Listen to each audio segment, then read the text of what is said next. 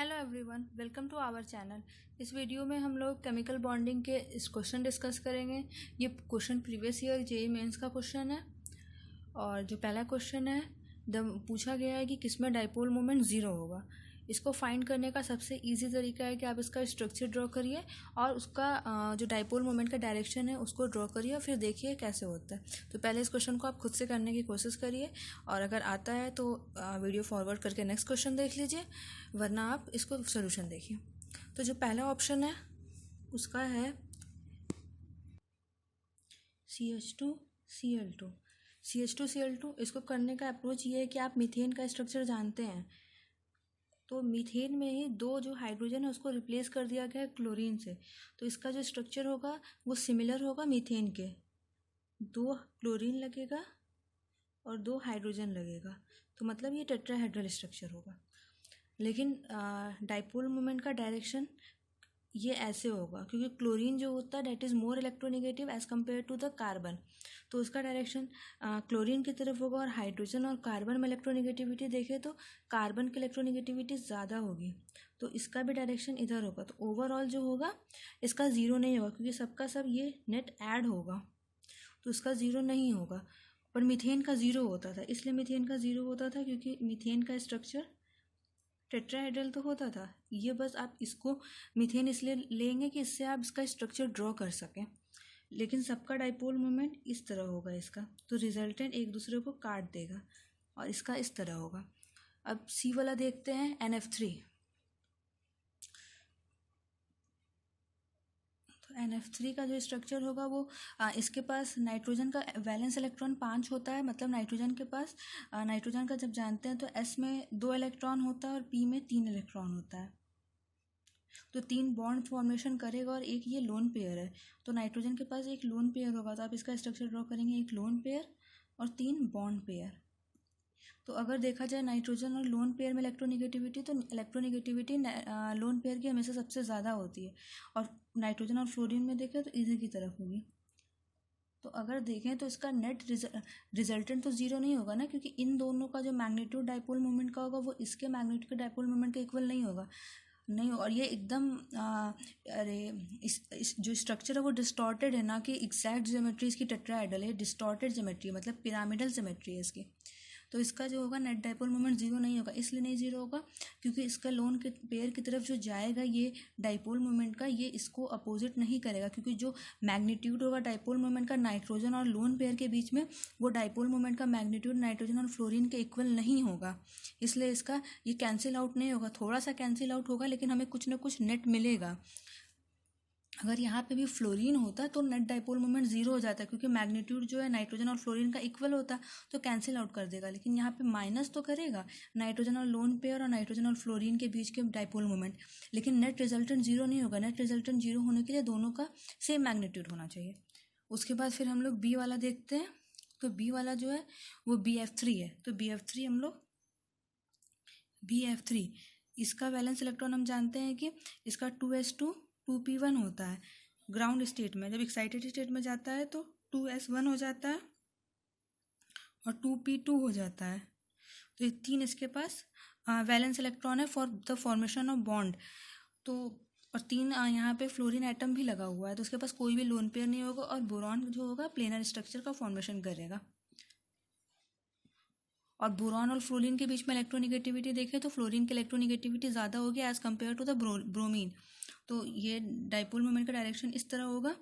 और अगर देखें तो इन दोनों का हम लोग अगर रिजल्टेंट लेंगे तो कुछ रिजल्टेंट यहाँ पे आएगा, ये 120 डिग्री होगा। तो आप अगर फिजिक्स में पढ़े होंगे तो अगर 120 डिग्री का एंगल लेके हम डाइपोल मोमेंट निकालेंगे तो नेट डाइपोल मोमेंट का डायरेक्शन ये होगा, और जो ये होगा जस्ट अपोजिट होगा एक दूसरे के, इसकी वजह से कैंसिल आउट कर देगा। और मैग्नीट्यूड तो सेम होगा, क्योंकि जो ये नेट डाइपोल मोमेंट आया है वो इन दोनों फ्लोरीन की वजह से ही आया है। तो जो नेट डाइपोल मोमेंट आया फ्लोरीन की वजह से आया है, तो इसका जो नेट डाइपोल मोमेंट होगा वो इसके इक्वल होगा इसका, इसलिए डाइपोल मोमेंट ज़ीरो होगा। इसलिए जो आंसर होगा हमारा बी होगा। B is the right answer.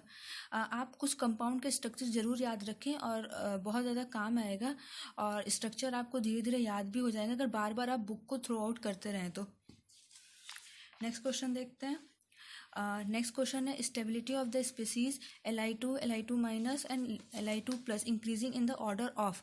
इस क्वेश्चन में ये है, ये जो क्वेश्चन है, ये क्वेश्चन का आपको मॉलिक्यूलर ऑर्बिटल नाम का एक प्लेलिस्ट में वीडियो होगा, उससे देख लीजिएगा। आपको पीडीएफ एक मिलेगी, वो पीडीएफ जरूर डाउनलोड कर लीजिएगा, क्योंकि पीडीएफ में बहुत शॉर्ट वे में दिया हुआ है।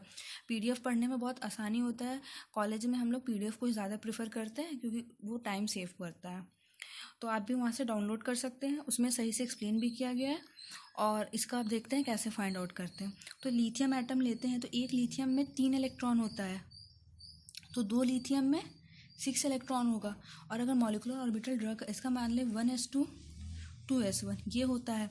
तो अगर एक हम लोग माने यहाँ पे, ये हमारा एक s ऑर्बिटल है, ये एक लिथियम का s ऑर्बिटल है, 1 लिथियम 1 लिथियम, तो एक मॉलिक्यूलर ऑर्बिटल बनेगा और एक एंटी बॉन्डिंग मॉलिक्यूलर ऑर्बिटल बनेगा। 2 इलेक्ट्रॉन इसका 2 इलेक्ट्रॉन इसका, तो यहाँ फिलिंग होगा, यहाँ फिलिंग होगा। ये 1s2 है, ये 1s2 है, ये 1s2 स्टार है, ये 1s2 है। अब यहाँ पे अगर हम लोग 2s ले लें, तो 2s का भी एक मॉलिक्यूलर ऑर्बिटल बनेगा एंटी बॉन्डिंग, और एक जो बनेगा बॉन्डिंग बनेगा। यहाँ पे सिर्फ एक ही इलेक्ट्रॉन रहेगा, क्योंकि 2s में केवल एक इलेक्ट्रॉन होता है। ये एंटी बॉन्डिंग होगा 2s स्टार, और ये 2s होगा। तो यहाँ पे सिर्फ टोटल 2 इलेक्ट्रॉन है, तो दोनों इलेक्ट्रॉन हम लोग यहाँ फिल कर देंगे, तो ख़त्म हो गया। अब जो हम लोग बॉन्ड ऑर्डर निकालते हैं, तो बॉन्ड ऑर्डर का जो फॉर्मूला होता है वो ये होता है, number of electron in bonding minus number of electron in anti bonding by 2। तो जो स्टार वाले होते हैं वो एंटी बॉन्डिंग होते हैं, जो स्टार वाले होते हैं वो एंटी बॉन्डिंग होते हैं, और जो सिंपल होते हैं वो बॉन्डिंग होते हैं। तो उसके अकॉर्डिंग हम लोग अगर इसको लिखेंगे कॉन्फ़िगरेशन के फॉर्म में, ये डायग्राम तो हर टाइम ड्रा नहीं करेंगे, तो 1s2 1s2 एक मिनट सही से लिखते हैं, 1s स्टार 1s सिग्मा ही मानते हैं, 1s सिग्मा स्टार 2, और फिर पहले यहाँ पे एक मिनट, यहाँ पे 1s2 लिखेंगे, 1s स्टार 2 लिखेंगे, 2s1 लिखेंगे, और ये लिथियम के लिए हो गया टोटल। तो इसका अगर हम लिथियम के लिए इसका देखें Li2 के लिए, तो इसमें बॉन्डिंग कितने है, बॉन्डिंग 4 है, एंटी बॉन्डिंग 2 है, तो 4 - 2 / 2 = 4 - 2 1 आएगा, 1 आ गया ये लिथियम के लिए। और अगर हम लिथियम 2+ का देखें, तो इसमें एक इलेक्ट्रॉन कम हो जाएगा, मतलब अगर हम 1s2 भरे, 5 टोटल इलेक्ट्रॉन है इसके पास, 5 इलेक्ट्रॉन है, 1 लिथियम का 3 और दूसरे लिथियम का 2, 1s2 और 1s स्टार 2 और 5 इलेक्ट्रॉन है, तो 2s1। तो टोटल इसका एंटी बॉन्डिंग में कितने हैं, 3 है, और एंटी बॉन्डिंग में 2 है, तो 3 - 2 / 2, बॉन्ड ऑर्डर जो होगा वो होगा 0.5, 1/2 0.5। और अगर हम देखें Li2 माइनस, तो Li2 माइनस में एक लिथियम है और एक लिथियम माइनस है, इसके पास 3 इलेक्ट्रॉन और इसके पास 4 इलेक्ट्रॉन, टोटल इलेक्ट्रॉन 7 इलेक्ट्रॉन। और हमें जो फिल करना है 1s स्टार 2s स्टार। तो अगर हमें 7 इलेक्ट्रॉन फिल करना है, 2 इसमें 2 इसमें 2 इसमें 1 इसमें। और अगर बॉन्ड ऑर्डर निकालना है, तो जो बॉन्ड ऑर्डर रहेगा वो bonding minus anti bonding, bonding 4 anti bonding 3, 4 - 3/2, इसका भी 0.5 आएगा। तो सबसे ज़्यादा बॉन्ड ऑर्डर किसका आया, लिथियम का आया, तो लिथियम का तो सबसे आगे सबसे ज़्यादा बॉन्ड ऑर्डर हो गया। लेकिन अगर लिथियम +2, हम लोगों को लिथियम +2 एंड लिथियम -2 में डिसाइड करना पड़ेगा, क्योंकि दोनों का बॉन्ड ऑर्डर 0.5 आया है। तो बॉन्ड ऑर्डर अगर सेम आता है, तो हम लोग देखते हैं कि अगर नंबर ऑफ इलेक्ट्रॉन अगर एंटी बॉन्डिंग में ज़्यादा है, तो वो अनस्टेबल होगा। यहाँ पे लिख लीजिए, if bond order are same, अगर बॉन्ड ऑर्डर सेम है, if bond order are same, then हम लोग देखेंगे if number of electron in anti bonding is more, anti bonding में ज़्यादा होगा, if number of electron in anti bonding is more, then उसका bond strength कम माना जाएगा, bond strength less, hence bond order less, अगर बॉन्ड ऑर्डर सेम आता है, तो जैसे कि इसमें लिथियम +2 में और लिथियम -2 में दोनों में ही बॉन्ड ऑर्डर 0.5 आया है, तो इसमें डिसाइड करेंगे कि नंबर ऑफ इलेक्ट्रॉन अगर एंटी बॉन्डिंग में ज़्यादा होंगे तो उसका बॉन्ड ऑर्डर कम होगा, क्योंकि जो भी इलेक्ट्रॉन अगर एंटी बॉन्डिंग में ज़्यादा तो वो डीस्टेबलाइज करता है। अगर यहाँ पे हम लोग लिख सकते हैं इलेक्ट्रॉन इन एंटी बॉन्डिंग, अगर इलेक्ट्रॉन एंटी बॉन्डिंग में है तो वो जो होंगे डीस्टेबलाइज करेंगे कंपाउंड को, डीस्टेबलाइज, क्योंकि हायर एनर्जी पे होते हैं डीस्टेबलाइज कंपाउंड। और अगर इलेक्ट्रॉन बॉन्डिंग में है, इलेक्ट्रॉन इन बॉन्डिंग, तो स्टेबलाइज करेंगे कंपाउंड को,